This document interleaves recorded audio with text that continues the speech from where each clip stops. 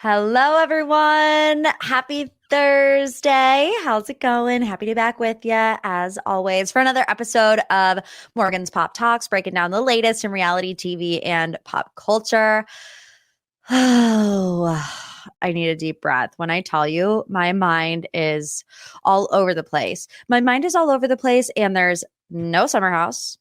No New Jersey, no Vanderpump Rules. Well, we do have a little bit of Vanderpump Rules to discuss today. But oh my goodness gracious, has your girl been roaming around the earth like a chicken with its daggone head cut off for the past 2 weeks? I have been losing every last marble that I have. So let me tell you.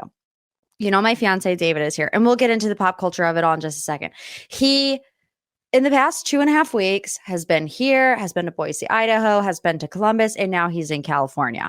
We got home from Columbus from wedding weekend on Monday. Tuesday, he flies to California. My parents, who live about 25 minutes east of me, went on a cruise last week, and they have nobody to watch the dog. The dog can't stay at my apartment because my landlord hates animals, I guess. I don't know. So I have been staying at my parents' house 25 minutes east of my real house and about 45 minutes east of where I work at 5 o'clock in the morning. Okay. So if you can imagine, I have just been all over God's green earth. I almost podcasted from my mom's basement today because I feel like I'm going on a world tour. Might as well. First stop, Perry, Ohio. Come on in. Tickets are free. But then I was like, I did extra pop this week for the Patreon, and you could hear my dog licking himself the entire time. So I thought I won't put you through that. So I drove from Perry to my house just to record this podcast. As soon as I'm done, I got to go back and get the dog because I also have dog separation anxiety because I know my dog has separation anxiety. Can you tell I'm losing it? I'm losing it. We have a KRAVIS baby to get to. So let's go ahead and get right into it. Anywho, pop three biggest headlines of the week. I always feel like, you guys, the first 2.5 minutes of the podcast is just like word vomit, like blah, blah, blah. Here's my life, guys. What should I do now? We should talk about a KRAVIS baby. Kourtney Kardashian Barker and Travis Barker are having a baby. In case you live under a rock, they announced to the world on Friday that they were expecting their first little rock and roll offspring together. Super excited for them. The video quickly went viral. I mean, I opened my phone on Saturday morning and it was all over the feed. Kourtney at a Blink-182 show fell in love with a girl at the rock show, holding up a sign that says, "Travis, I'm pregnant, a la All the Small Things music video." At first, people were like, is this how she told Travis? And by people, I mean me, because I thought that at first. Look, we had no context. We had no context on Saturday morning. But then she posted a photo after, she's clearly showing. So everybody kind of connected the dots, put the pieces of the puzzle together. And we're like, oh, her and Travis have known for a little bit of time now that she is with child. And this is how she decided to tell the entire world. I loved it. I cried actual tears. And I have been off the Kardashians for a while. This is the first story that I'm actually happy about. And I will tell you that I did watch, before I knew that KRAVIS was having a baby, I did watch the last episode of The Kardashians. I haven't watched the entire season 3 on Hulu yet. But I did watch this one episode because I'm at my parents' house and their Wi-Fi doesn't even work. So I had to literally just find something on TV.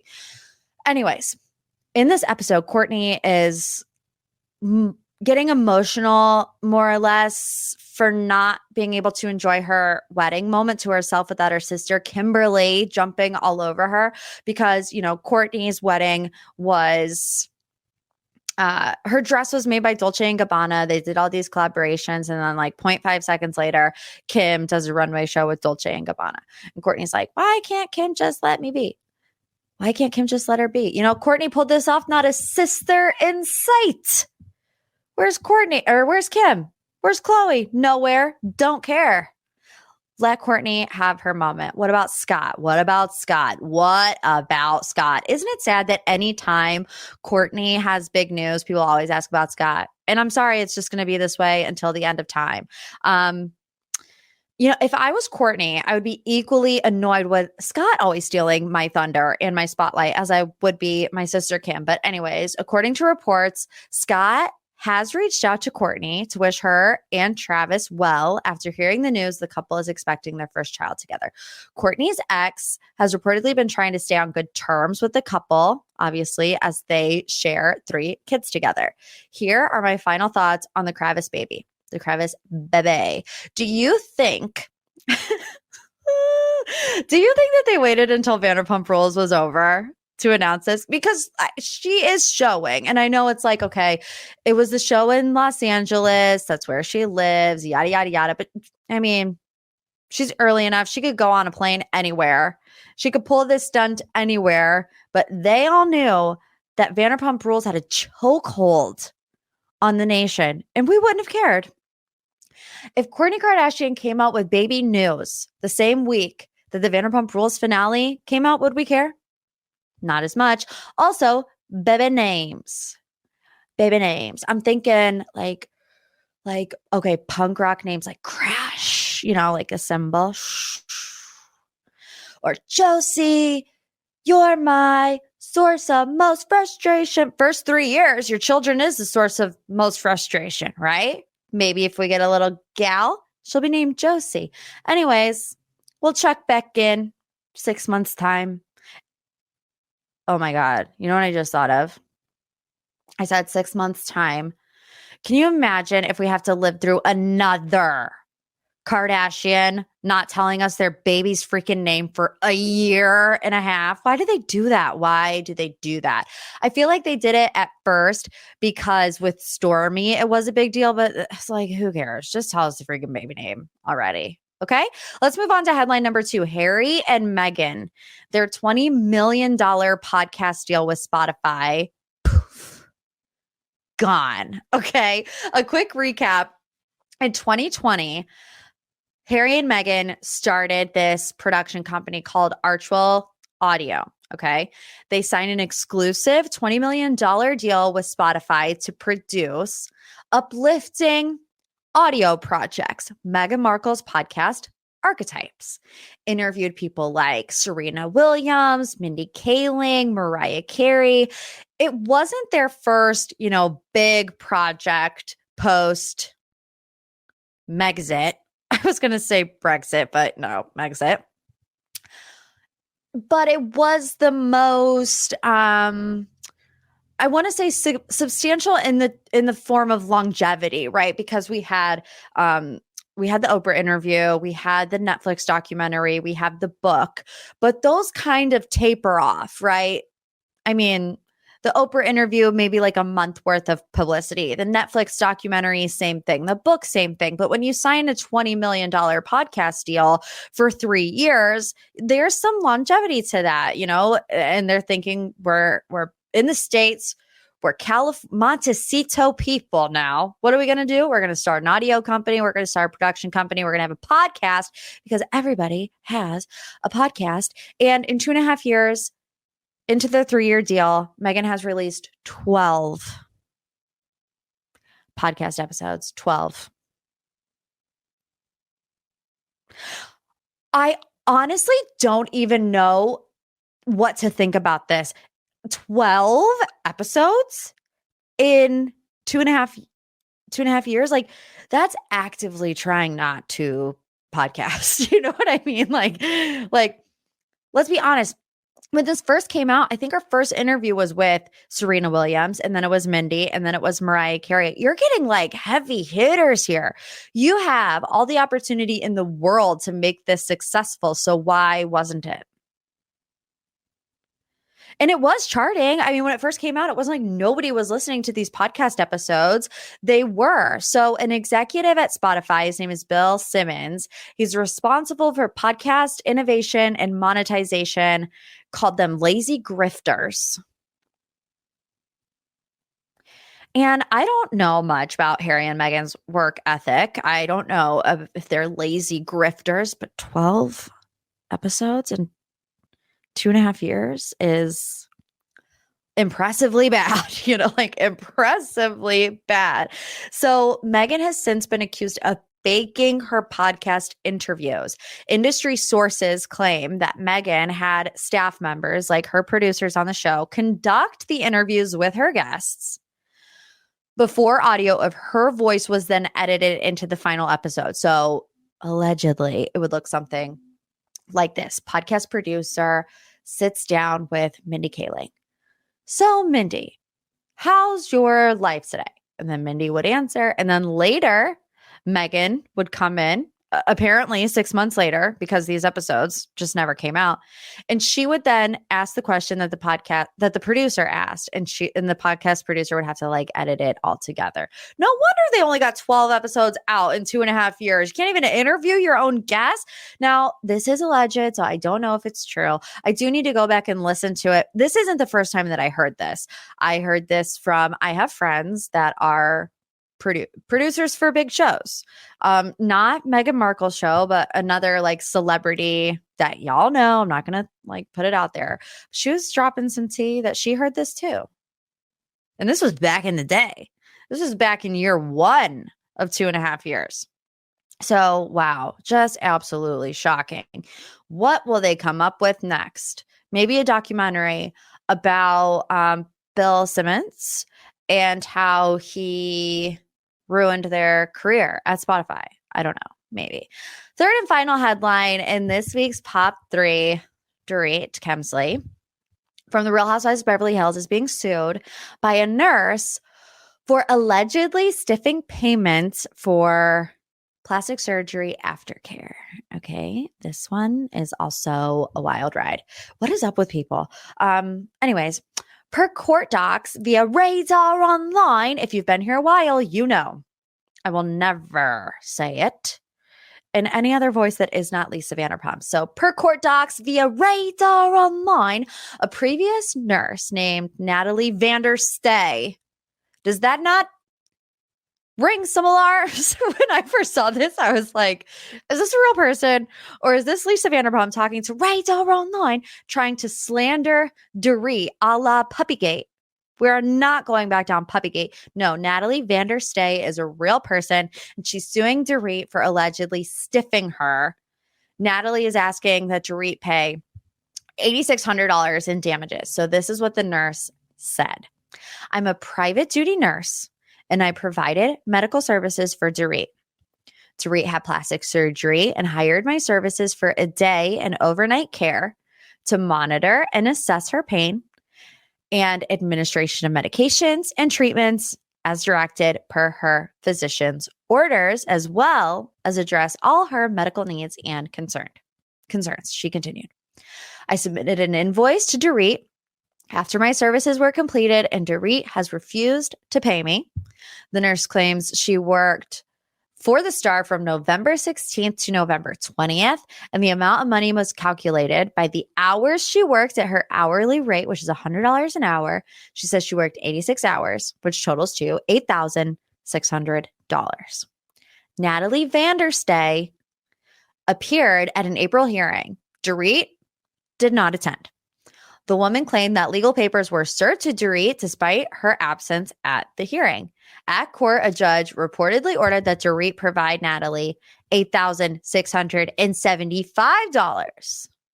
So a little pay raise. As of now, Natalie is demanding that Dorit show up to court with financial records to assist in figuring out how this debt can be collected. Dorit, just pay her. Just pay her, girl. She looked after you. After you had some type of cosmetic procedure.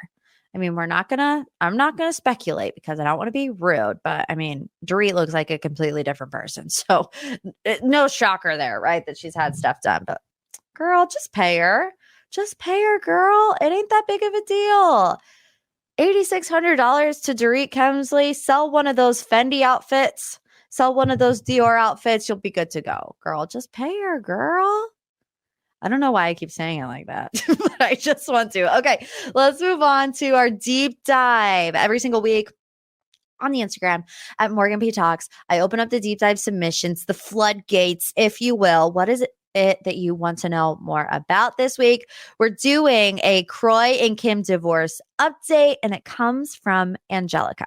Hey Morgan, this is Angelica from Charlotte, North Carolina. Can we please get a Kim and Kroy divorce update for the deep dive? It is getting messy, and the kids keep posting with him. Please give us all the juice. Love you like a sis.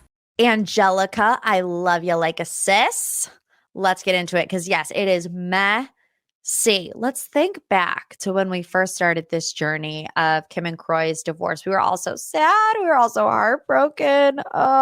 We were all crying rivers, Justin Timberlake style. And all of a sudden, the script just was flipped. And it has been the wild, wild west over here for the Zolciak-Biermann divorce. Literally, as I sat down to write the deep dive, I see that Kim posted what looks like a TMZ photo of her and Kroy. And it says, "My divorce statement, link in bio." Not the link in bio, Kim. Not the link tree, Kim. So what did I do? I clicked the link in her bio. You're welcome, Kimberly. Monetization from yours truly, Morgan PW. Clicking on the link tree. Took me to her link tree where she reminded me, don't be tardy to the party. And then right under that, a little celebbuzz.com article about her divorce. The headline reads, Kim Zolciak accuses Kroy Biermann of lying amid divorce. Just off to a rough start. The link in bio, the link tree, celeb buzz. In order to get through this article, it wasn't even like a whole article, like top to bottom, like you normally read on e-news. It was like a slideshow. Y'all know what I'm talking about, where every other slide was a Shein advertisement for flip-flops. I'm just trying to learn what Kim thinks Kroy is lying about. So let's backtrack a little bit before we get into what this particular article says, because it took me about 3 years to get through it. About a month ago, an article came out from Us Magazine that said Kim and Kroy's divorce was getting pretty ugly, that they both wanted to inflict maximum pain on each other, which was a quote. And I'm like, yikes. It does sound like it's getting ugly. Kim moved to have Kroy drug tested, while Kroy requested Kim undergo a psychological evaluation, as both moved to prove the other is unfit to care for their children. So lawyer Nima Ramani, who's also Sheena Shea's lawyer, shared with Us Weekly that in messy divorces, spouses often try to, inflict maximum pain, get them in the chokehold, stiff arm, pop. Like, what's that thing when the wrestlers are on the top rope and they use their elbow? I don't know.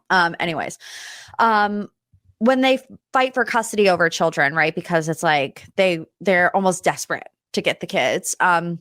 However, he says they should take their allegations against each other with caution because it could, ruin people's lives. So then another article came out on June 5th about something that happened on May 4th, which was closer to the time that they filed for divorce. So Kim was allegedly involved in a domestic dispute with Kroy last month, May 4th. Police responded to a call and arrived at their Georgia home on that day. And according to the police report, Kroy claimed that Kim punched him during an argument over money, but he had no visible injuries and declined medical treatment. Kroy chose not to press charges against Kim, despite having a recording of the incident. The police report mentioned that Kroy locked Kim's expensive belongings in a safe, intending to sell them to cover Kim's losses from her alleged gambling addiction. Sidebar. We've heard a lot about the gambling addiction lately, like $20,000. Maybe Kim and Dorit can go hit up Vegas, win some money. Kim can help Dorit pay back her night nurse that helped her get through her nose job. I don't know if she had a nose job. Okay. Don't quote me. I'm just trying to make a funny, funny. Okay. Anyways, Kim insists that everything in the safe belongs only to her, preventing Kroy from selling anything. The situation escalated as Kroy filed for divorce the following day. So then this week, we get this TMZ article. Kim Zolciak and Kroy Biermann hate each other in midst of nasty divorce. Sources tell TMZ that the two move forward with their divorce. All lines of communication have broken down, and they now only talk to each other through their lawyers. The couple apparently still lives in the same house, but they reportedly stay on their own side of the house. The TMZ source says that the divorce is turning nasty. They hate each other. It's very contentious. Despite that, the girls are staying neutral and not taking sides. Ariana posted a photo of her and Brielle hugging Kroy on Father's Day with the Instagram story saying, "Happy Father's Day. I love you, Kroy Biermann." People were confused because at first, remember, Brielle unfollowed Kroy. And I was like, the lines are being drawn in the sand. You know, it's all out war when a young millennial unfollows you on social media. You might as well be dead to them at that point. But an insider told Us Weekly, quote, "Everybody knows that Brielle and Kim's bond is unbreakable, so it was natural for her to take her mom's side when they filed for divorce. Brielle was upset initially because her mom was upset, so she unfollowed Kroy. After taking some time to take a step back and reevaluate things, Brielle loves her dad too. Kroy has been there for her in every way and has shown her nothing but love since he came into her life. So Brielle decided to refollow him because she's not going to take sides in her parents' separation. She loves them both." Okay. Back to the link tree. So this was the article that I had to do a slideshow to get through. And some of this is going to reference that fight that I had previously mentioned, but this gives a little more detail. Although, to be completely honest with you, I don't know how reliable the Celeb Buzz article is. I just felt like I was getting scammed just by staring at the computer, like they're just taking my money. I don't know how. Or they were gathering all my personal information off my laptop as I was trying to slide through. Okay. So, according to the Celeb Buzz article, Kim told Milton Police Department officers that her husband locked her passport, her jewelry, and designer handbags and hid the key from her.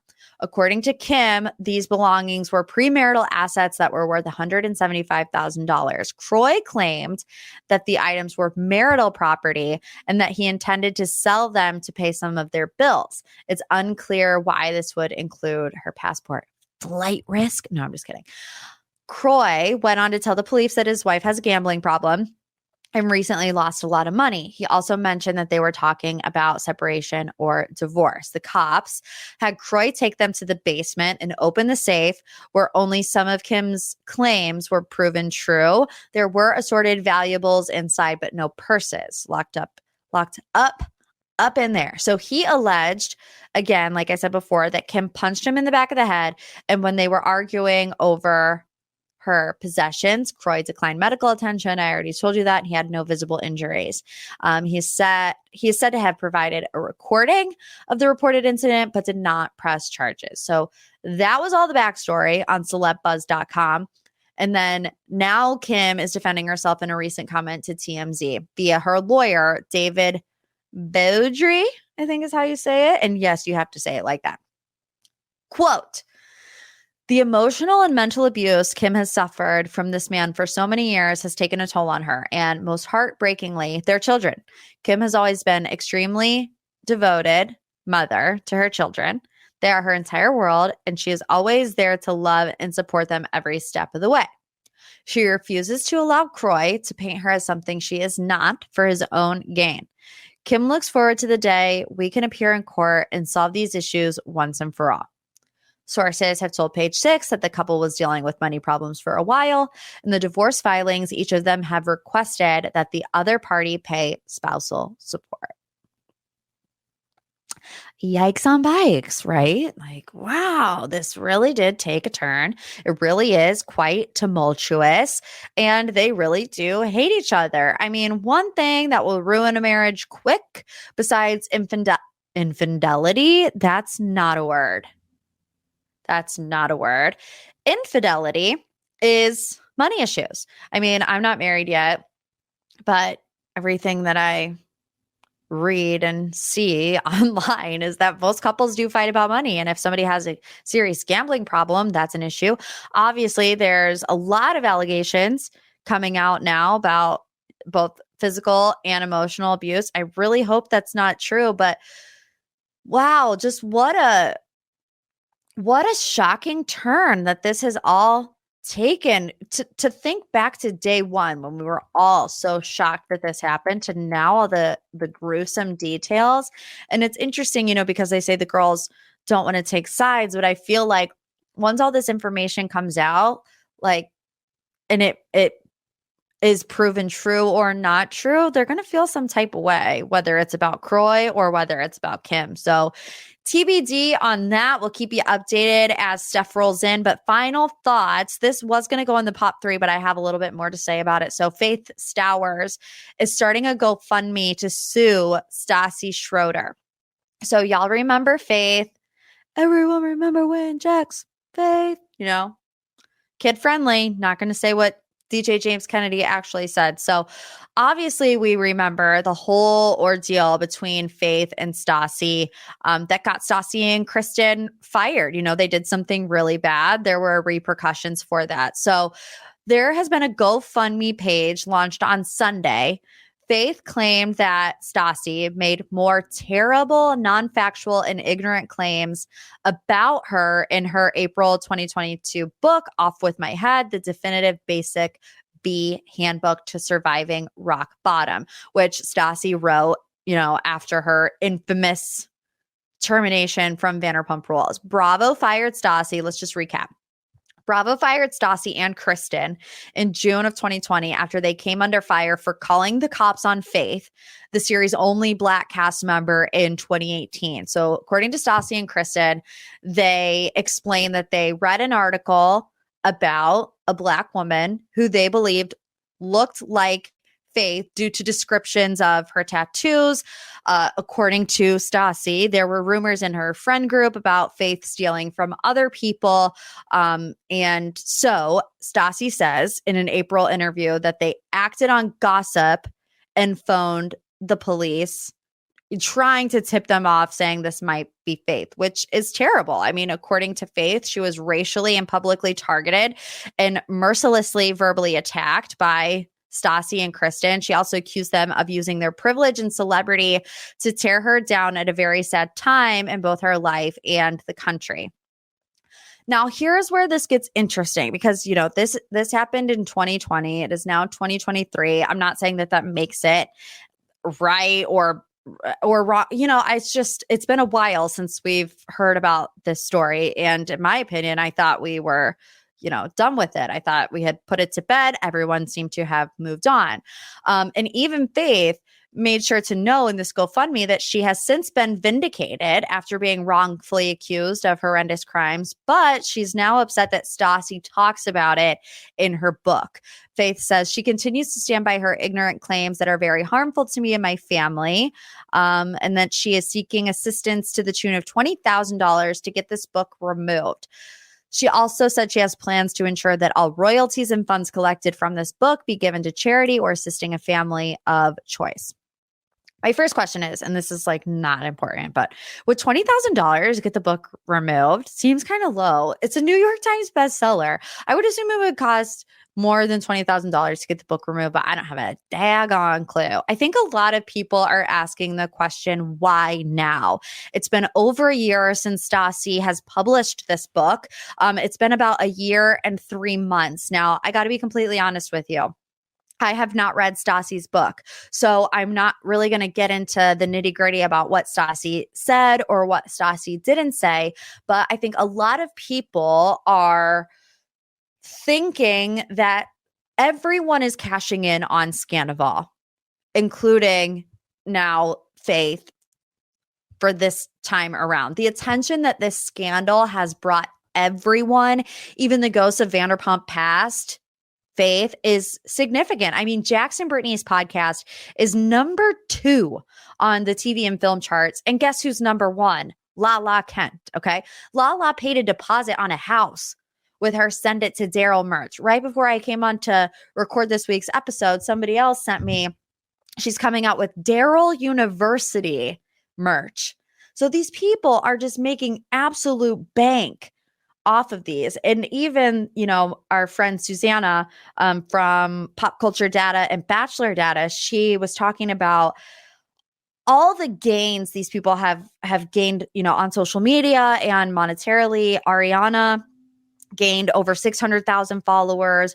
Raquel gained, 130,000 followers. Tom Sandoval gained 30,000 followers. Lala's like the number one followed person on Vanderpump Rules. And I think we can all agree, like what Stassi and Kristen did was so wrong, and they should learn from that mistake. They should apologize for it, and they should move forward. I think a lot of people just have an issue with the timing of this. It's like, in one breath, Faith says that she has since been vindicated. And then in another breath, she is asking other people to give her money to sue Stassi. It's just like, now of all time, the Scandal. It's like, gosh, is this ever going to end? Probably not. Probably not. I don't know what's going on with Vanderpump Rules right now. We haven't really heard any updates. Alex Baskin, executive producer, said they needed to take a minute after filming. I think Raquel is still in the mental facility. See, it's like, what do we talk about when Vanderpump Rules isn't popping off? It's popping off, even for Faith, 1.5 million years later. All right, you guys. Thank you again for hanging out. Another episode of MPT. If you love me like a sis, leave a review, because I do. I love you like a sis. So it'd help your girl a lot if you could just leave a little 5-star, a little boop boop. Takes 5 seconds. If you want to write a little LYLAS. Yep, that's how you spell it. If not, see ya for the Bachelor Brain Dump on Friday. We are gearing up towards charity season. If you want to subscribe to Patreon, it's only $3 and you get 4 Bachelor-specific podcast episodes a month, sometimes 5. Sometimes a bonus pop a batch when there's 5 weeks in a month. I'm just a working girl, because for the people, by the people. See you later. Have a great week. And as always, love you like a sis.